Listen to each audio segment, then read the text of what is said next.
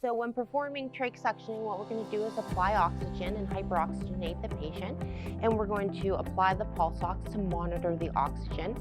During that time, we're going to have our suction catheter, and we're going to set up our sterile field. So we're going to remove our dirty gloves. We're going to open our suction catheter kit. We're going to open the saline, and then we're going to apply our sterile gloves. Okay?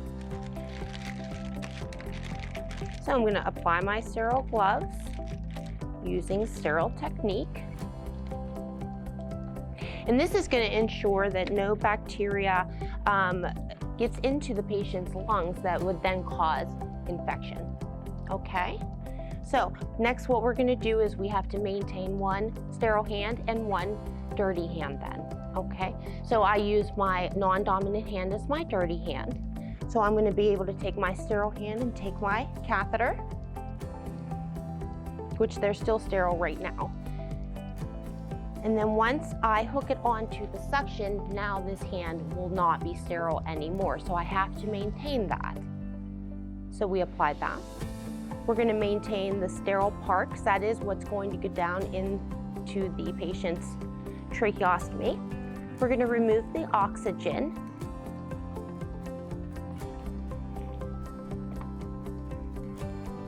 We're going to test it in our saline, which is also going to lubricate it. Okay? And by doing that, we just place our thumb and intermittently put our thumb over the suction. Putting your thumb on it gives you suction, and taking your thumb off then releases the suction. So we'll test it and then lubricate it at the same time. We will go in using sterile technique. We do not suction going in. Go in until you meet resistance. And then as you come out, you intermittently, that means your thumb up and down on the suction button, and you rotate.